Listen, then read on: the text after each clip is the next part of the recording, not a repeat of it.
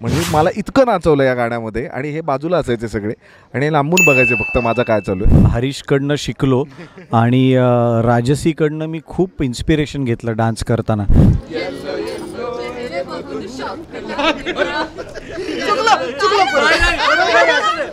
तुम्हा सगळ्यांचं स्वागत आहे टेलिगप्पामध्ये. कसे आहात? मस्त yellow yellow. Okay, yellow yellow गाण्याची चर्चा सुरू झालेली आहे. स्टेप सुद्धा खूप छान आहेत. तर हे येलो येलो सगळं जुळून कसं आलं, बनलं कसं? सिद्धार्थ, मला वाटतंय ज्यांनी आम्हाला शिकवलं, ज्यांनी आम्हाला धीर दिला, ज्यांनी आम्हाला कॉन्फिडन्स दिला, अशा हरीशजी दुधाडे यांच्याकडे मी माईक सुपूर्द करतो. कारण त्यांच्या स्टेप्स, त्यांची जेन्युनिटी आणि त्यांचं डिटर्मिनेशन बघूनच आम्ही या गाण्याचं शूटिंग करू शकलो आहे. त्यांच्यामुळे आम्ही, म्हणजे त्यांच्याशिवाय आम्ही हे केलं नसतं. हरीशजी प्लीज आम्हाला सांगा. हे असं काही नाही आहे, हे दादांत खोटं आहे. हे मुद्दाम करताय ते सगळं. खरं तर मला खूप भीती होती, मला हे जमणार आहे की नाही, म्हणून ओव्हर सिन्सिअर राहून मी हे गाणं शूट केलं आहे आणि याची खूप मजा घेतली आहे. म्हणजे मला इतकं नाचवलं या गाण्यामध्ये आणि हे बाजूला असायचे सगळे आणि लांबून बघायचे फक्त माझा काय चालू आहे. पण माझ्या मागोमाग मला असं वाटतं की मी मुख्य डान्सर आणि माझ्याबरोबर साथीनं नाचलेले 2 कलाकार इथे आहेत. आपण जाणून घेऊया त्यांना कसं वाटलं. मी ॲक्च्युली हरीशकडनं शिकलो आणि राजसीकडनं मी खूप इन्स्पिरेशन घेतलं डान्स करताना. कारण राजसी आत्ता आली इंडस्ट्रीत, पण ती अशी म्हणजे नाचत नाचतच आली इंडस्ट्रीत आणि कमाल नाचते. ती डान्सर आहे. तर मला वाटतं राजसीने सांगावं या सगळ्या प्रोसेसबद्दल.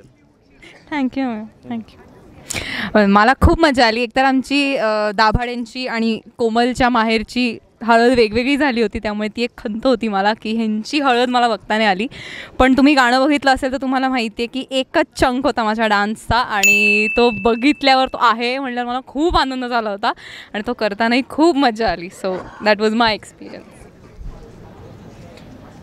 हरीशजींचं नाव घेऊन मी या इंटरव्ह्यूला सुरुवात करतो. तू त्याच्या कानात ते सांगितलं होतं.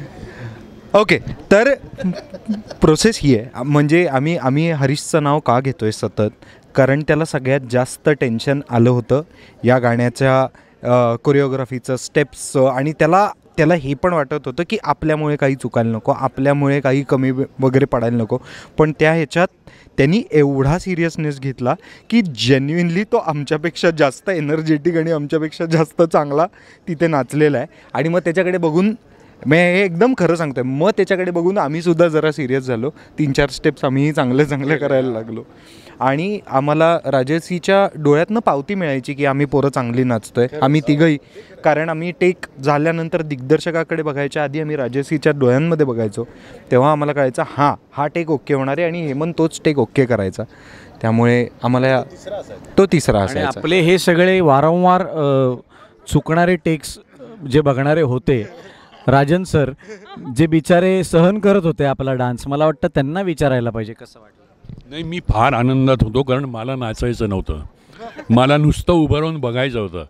माझा हा खूप वेळ टिकला आनंद, नुसतं उभं राहण्याचा. सर, एक विचारेन की फर्स्ट क्लास कोण होते या तिघांमध्ये? तिघांनी डान्स केला खूप छान, आम्हाला आवडले. तुमच्या हिशोबाने फर्स्ट क्लास? नाही, आम्ही सगळेच फर्स्ट क्लास, सगळे दाभाडेच फर्स्ट क्लास.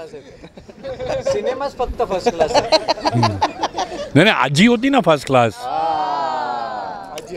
आजी फर्स्ट क्लास. बरोबर. वेळेअभावी थांबावं लागते आपल्याला. जाता जाता थोडी स्टेप नक्की राजसी करून दाखवेल. येल्लो येल्लो चेहरे बघून शॉक लागणार, येल्लो येल्लो चेहरे बघून शॉक लागणार. Thank you so much, thank you so much, thank you so much.